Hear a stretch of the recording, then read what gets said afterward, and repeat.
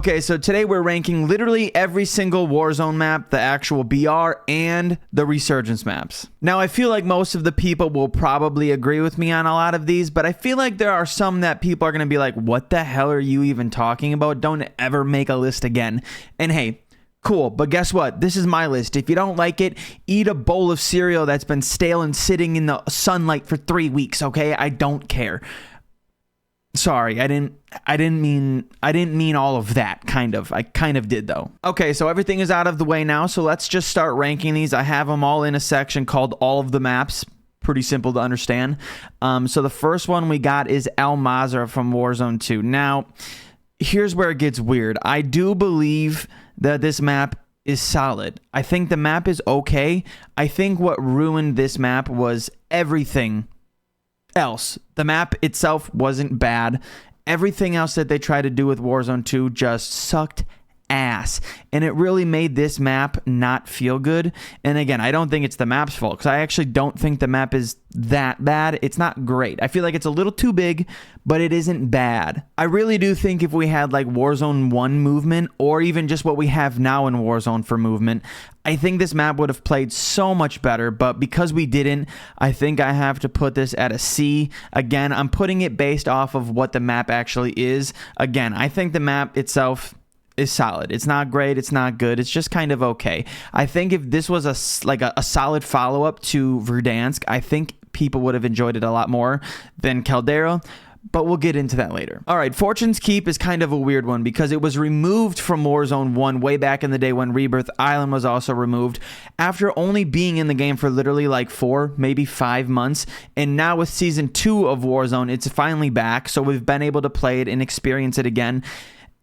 And I feel like I hated on it a lot back in the day, but I kind of don't mind it now. I feel like this might be a common thing on this list, but I feel like because so many people were obsessed with Rebirth Island, then they take it away and replace it with Fortune's Keep, it's automatically going to be hated. And I feel like that's exactly what I did. I feel like I was a little too harsh on this map, because now that we have it back and like the other maps aren't the greatest, I see that Fortune's Keep isn't that bad.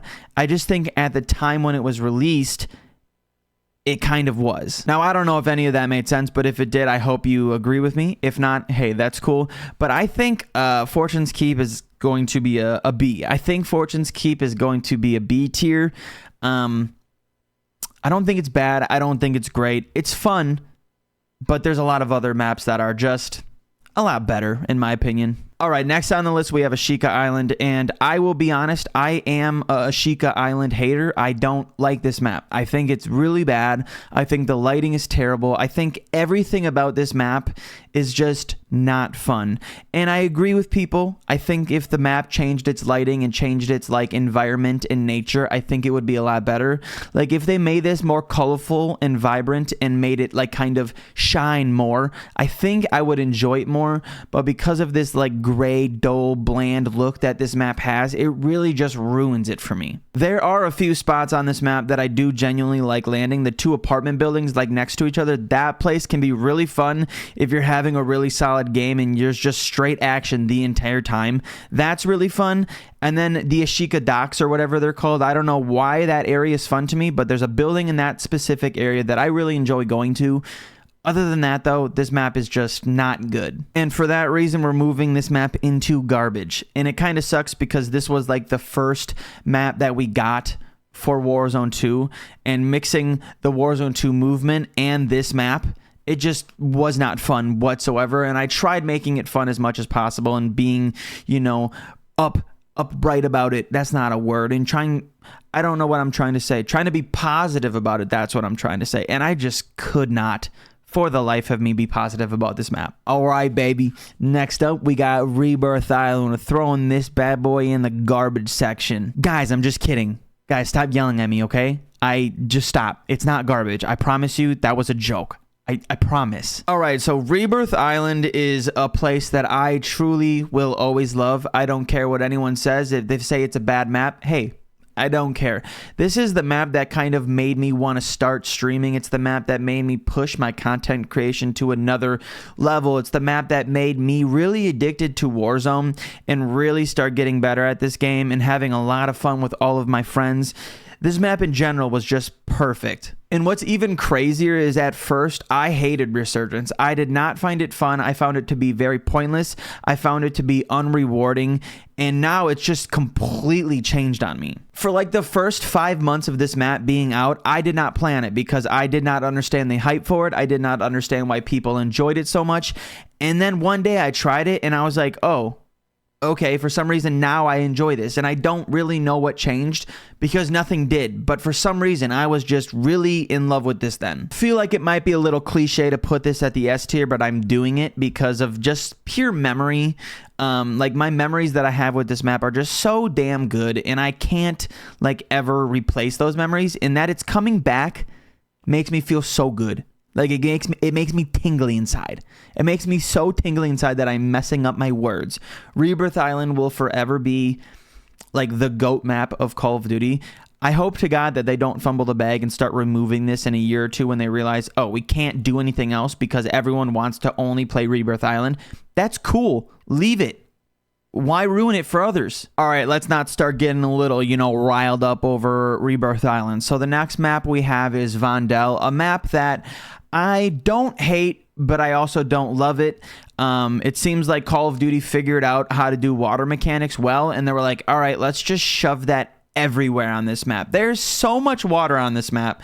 It's unbelievable. If I had to describe Vondel in 2 words, it would be water and stairs. There's literally water everywhere, and then there's also staircases everywhere. I think 90% of the fights that happen are on staircases, and it's kind of fun, but also can get very repetitive and very boring very fast. I feel like one thing that Vondel does really good is like its actual uniqueness of the map. Like there's different areas and they all feel a little bit different. Like I love Zoo, I love Stadium, I love that airport area. There's just different things about this map that kind of mesh together in a way that I didn't expect it to, but for some reason it just works. It almost feels like they built this map as small multiplayer maps and then actually pushed them together to make a Resurgence map, because I feel like we're gonna have 3, maybe 4 multiplayer maps from this Vondel map specifically, and hey, I'm cool with it because I think Vondel's a solid map. I like the environment that it has. I like the feeling that this map brings.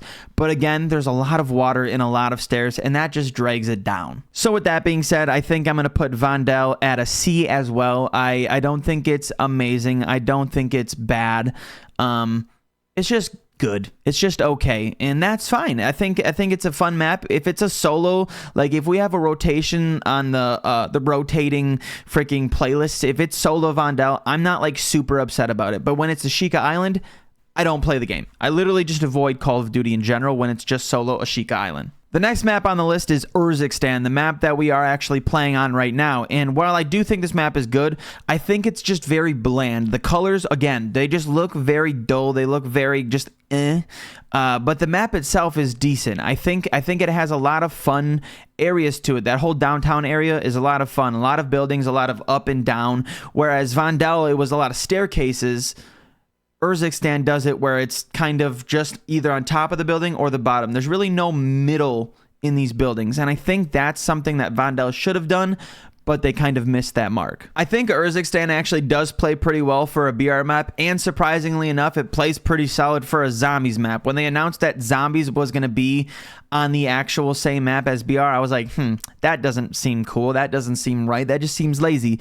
And while it still might be a little lazy, I do actually think it works very well, specifically with those zones that they have. So I think this map works really well in 2 different cases, and they even do like resurgence modes that are broken down parts of this map, and I think that also works really well. So while I do think the colors of this map aren't the greatest, I don't think it's a bad map.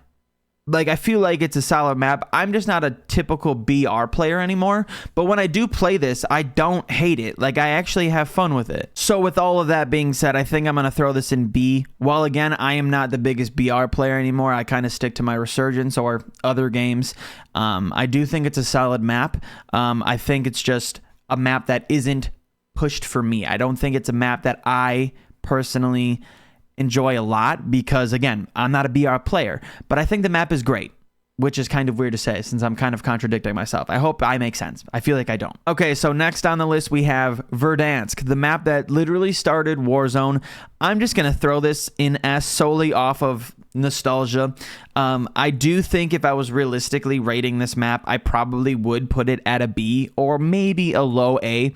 But because this map kind of started what Warzone is, it just has to go S. It literally, there's no other spot for it. I feel like it's like the memories that I have with this map when I started, you know, Warzone are just top tier. I remember loading up Warzone for the first time, and in my first match I landed kind of by the airport, and I literally stuck there kind of the entire time because I didn't really know how this game worked, and I got an RPG, and I ended up winning my first game solely off of an RPG because people didn't know how to play it, and people didn't know how strong RPGs were back then, because back then they were really good, and that memory has just stuck with me. So Verdansk being in the S tier, that's the only spot it's going. Next, we are going to do Caldera, and I'm just going to throw this right there. I think Caldera is kind of garbage.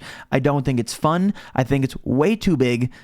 It's just not good. I think what hurt Caldera was Vanguard. I think because of Vanguard's setting with World War II, this map was very restricted to what it could do and what it could be, and that really hurt this map. I think because Verdansk was so popular and everyone loved that modern era of Call of Duty, and then they forced us to go back to World War II, I feel like people just kind of already hated it before they even experienced what Caldera was. And I don't think they were wrong for that. Caldera just always felt very restricted. It felt way too open. It felt way too wide. The colors just weren't it. People blended into bushes way too easy. There was just so many issues with this map. And by the time it got to a point where it was somewhat okay, people were already back playing Rebirth Island because Caldera sucked. It kind of follows the same issue with Fortune's Keep and Rebirth Island. They removed Rebirth Island and gave us Fortune's Keep. Even though Fortune's Keep wasn't a bad map, it didn't compare to what Fortune's Keep was, and people hated it for that. And that's exactly what happened with Caldera, but Caldera just wasn't a good map as well. All right, the final map here is Verdansk 84. This was a map that everyone thought was going to be something new, and then it came out and it was just like kind of a new color palette for the map and just a few new POIs they changed around. Not even like aggressively changed. It was very minor stuff. And for that reason, I'm just going to put it at B because I feel like while it was still Verdansk, it was still good. People were expecting something else and it just was not that at all. I don't really have anything else to say about Verdansk 84 because again, it's just Verdansk, but back in the day. So it doesn't really make sense to like talk about it a whole lot. But yeah, here's my list. Hopefully you guys enjoy it. If you do, let me know what you agree with me on, what you disagree with me on, and please be nice to me because I don't like mean people. But yeah, the S tier being Rebirth and Verdansk, I feel like wasn't a shocker. I feel like that's a very cliche, basic, typical answer. But hey, they're cliche, typical answers for a reason. So if you enjoy the video, let me know by liking and subscribing. Other than that, have a friggin' beautiful day.